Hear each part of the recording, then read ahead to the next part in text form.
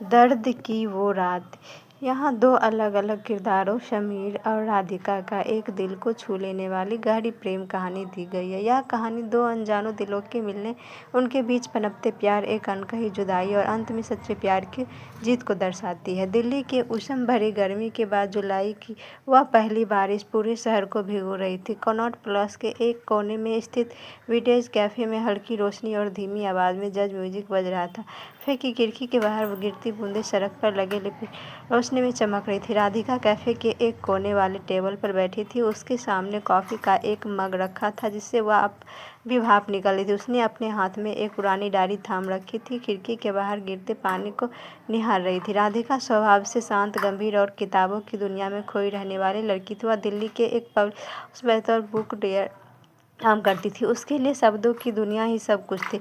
ठीक उसी वक्त कैफे के दरवाज़ा खुला और हवा के एक ठंडे झोंके के साथ समीर अंदर आया। समीर के बाल बारिश में पानी से थोड़े भीगे हुए थे। उसने कंधे पर एक केस का टांग रखा था। समीर एक फ्री फोटोग्राफी और संगीतकार था। उनकी आंखों में एक अजीब सी चमक और चेहरे पर हमेशा बेफिक्र मुस्कान थी। वह जिंदगी की किसी योजना के तहत नहीं बल्कि हर पल वह से जीता था। कैफे में भीड़ ज़्यादा थी। एकमात्र खाली कुर्सी राधिका के टेबल के सामने थी। समीर थोड़ा हिचकिचाया, फिर राधिका के पास जाकर बहता से एक्सक्यूज मी, मैं क्या यहाँ बैठ सकता हूँ? बाकी सब फुल है। राधिका ने अपनी किताबें से नजरें हटाई, समीर को देखा और धीरे से सिर हिलाकर सहमति दी। समीर मुस्कुराया और अपनी सीट पर बैठ गया।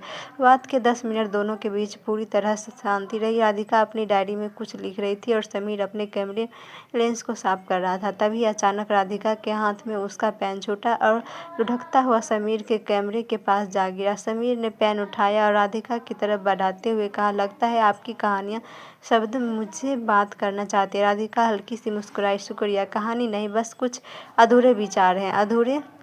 अधूरी चीज़ ही तो सबसे खूबसूरत होती है। समीर ने गर्मजोशी से हाथ बढ़ाते हुए कहा, मैं समीर। राधिका उसने हाथ मिलाते हुए अपना नाम बताया। उस शाम बारिश थमने का नाम ही नहीं ले रही थी और दोनों के बीच बातों का सिलसिला भी नहीं थमा।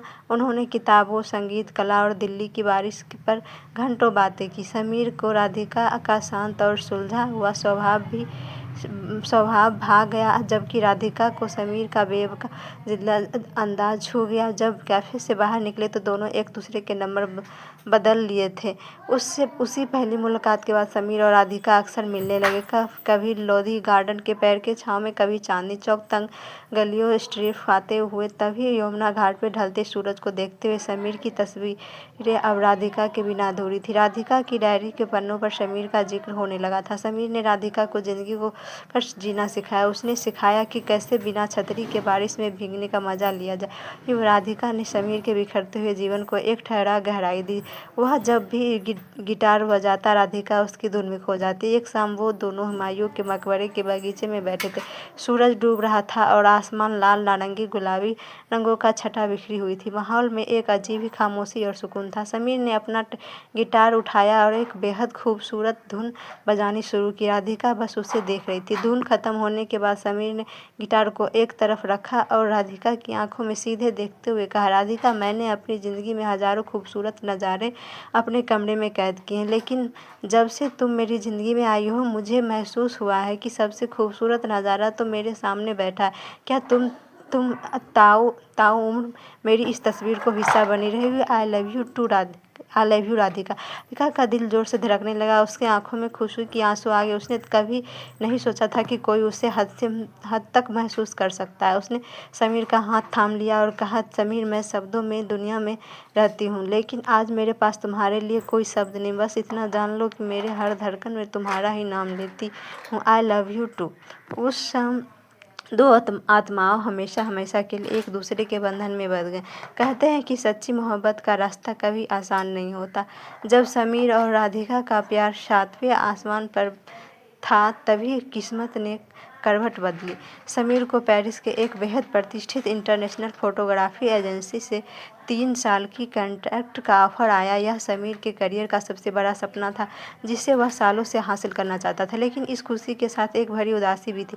3 साल तक राधिका से दूर रहने के लिए उसके लिए किसी तरह से कम नहीं थी। जब समीर ने यह बात राधिका को बताई तो वह अंदर से टूट गई, लेकिन उसने अपने दर्द को छुपाया और समीर का हाथ पकड़कर कहा, समीर, तुम्हारा सपना है, मैं कभी तुम्हारे सपने को आड़े नहीं आऊंगी। तुम्हें पेरिस जाना चाहिए। लेकिन राधिका, 3 साल तक समंदर पार हम कैसे रहेंगे? समीर की आवाज़ में घबराहट थी। हमारा प्यार कमज़ोर नहीं है समीर, दूरियां हमारे शरीर के बीच होगी, हमारे दिलों के बीच नहीं। राधिका उसे ढांढस बढ़ाई।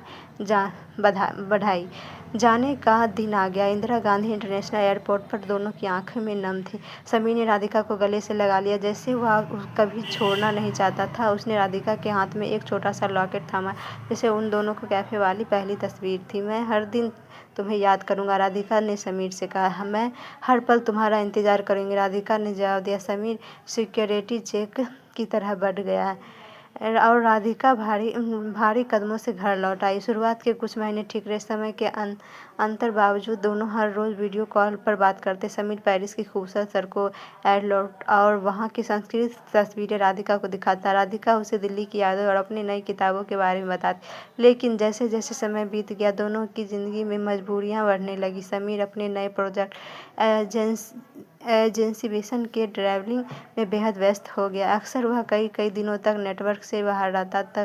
दूसरी तरफ राधिका के पब्लिशिंग हाउस में काम का दबाव बढ़ गया था। उसके पिता की तबीयत भी खराब होने लगी थी। महीनों का यह फासला धीरे धीरे बातचीत में कमी का कारण बनने लगा। कभी समीर कॉल करता तो राधिका व्यस्त होती और कभी राधिका मैसेज करती तो समीर सो रहा होता। दोनों के बीच गलतफहमियां तो नहीं थी, लेकिन एक अजीब सी खामोशी और अकेलापन घर करने लगा था।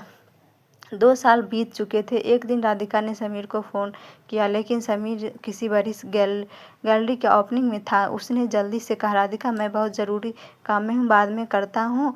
अभी फ़ोन कट गया। राधिका ने उस रात अपनी डायरी में लिखा, दूसरी सिर्फ किलोमीटर में नहीं होती है, दूरी में एक महसूस होता है जब आपके पास सुनने वाला कोई बहुत ही हो, सामने वाले। उसी रात के बाद दोनों के बीच बातचीत हफ्ते में एक बार होने लगी। ऐसा लगने लगा था कि दोनों अपनी अपनी जिंदगी में चक्रव्यूह में इस कदर उलझ गए कि उनका वो पुराना रिश्ता पीछे छूट गया। तीसरा साल भी खत्म होने आया। समीर का कॉन्ट्रैक्ट पूरा हो चुका था। पेरिस में उसे एक बड़ा अस्थायी ऑफर मिला था, जो उसे दुनिया का नामचीन फोटोग्राफर बना सकता था। लेकिन समीर को दिल में एक खालीपन था। पेरिस के चकाचौंध कामयाबी और पैसा भी उसे भी सुकून दे पा रहा था, जो उसे दिल्ली के उस छोटे से कैफे में राधिका के साथ मिला था। एक शाम समीर पेरिस के नदी के किनारे टहल रहा था। उसने जेब में से वह पुराना कैमरा निकाला और गैलरी साफ करने लगा। तभी उसकी नज़र एक बहुत ही पुरानी तस्वीर पर पड़ी। यह राधिका की तस्वीर थी, जो उसने लोधी गार्डन में ली थी। राधिका मुस्कुरा रही थी। उसकी आंखों में समीर के लिए बेइंतहा प्यार था। समीर को अचानक एहसास हुआ, कामयाबी के इस सफ़र में उसने अपनी सबसे कीमती चीज़ को पीछे छोड़ दिया है। उसने तुरंत पेरिस के अस्थायी कॉन्ट्रैक्ट को ठुकरा दिया और भारत के लिए अब पहली फ्लाइट टिकट बुक कर लिया। उसने राधिका को इस बारे में कुछ नहीं बताया। वह उसे एक सरप्राइज़ देना चाहता था। समीर दिल्ली पहुंचा। दिल्ली की हवा में वह जानी पहचानी खुशबू थी। वह सीधे राधिका के घर गया था, लेकिन वहाँ ताला लटका था। पड़ोसी से पूछने पता चला कि राधिका के पिता देहांत कुछ महीने पहले हो गए थे और वह अब यहाँ नहीं रहती है। यह शहर छोड़ के किसी शांत जगह चली गई है। समीर का दिल बैठ गया। उसने राधिका को फ़ोन लगाने की कोशिश की, लेकिन उसका नंबर बंद आ रहा था। समीर पूरी तरह हताश हो गया। वह दिल्ली के सड़कों पर भटकने लगा। यादों के साए उसे घेर रहे थे। हताश और उदासी के बीच समीर के कदमों को एक रास्ता सूझा। वह सीधे द वेंडेज कैफ़े की तरह चल पड़ा, जहाँ उनकी कहानी की पहली ईंट रखी गई थी। कैफ़े के अंदर का माहौल बिल्कुल वैसा ही था। वही धीमी रोशनी, वही जांच म्यूजिक और खिड़की के बाहर गिरती बारिश की बूंदें। समीर अंदर गया और उसकी नज़र ठीक उसी कोने वाले टेबल पर पड़ी। वहाँ कोई बैठा था। एक लड़की जिसके बाल कंधे पर बिखरे हुए थे, सामने का कॉफ़ी का मग था और अपनी डायरी में कुछ लिख रही थी। समीर की धड़कन थम गई। वह धीरे-धीरे उस टेबल की तरफ बढ़ा। मुँह की आहट सुनकर लड़की ने अपनी नज़रें डायरी से हटाई। वह राधिका ही थी।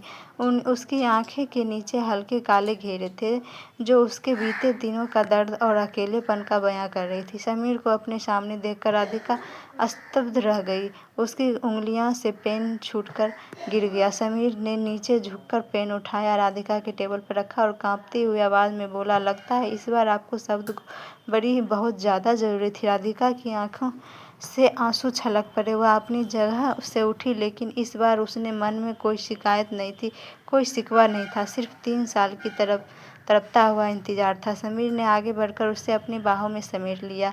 आई एम सॉरी राधिका, मैं तुम्हें छोड़कर चला गया था। मुझे पेरिस के चकाचौंध ने अंधा कर दिया था, लेकिन मेरा दिल हमेशा तुम्हारे पास ही था, समीर ने रोते हुए कहा। राधिका ने समीर को और कसकर पकड़ लिया। तुम आ गए ना समीर, बस मेरे लिए यही काफ़ी है। मेरा इंतज़ार पूरा हुआ।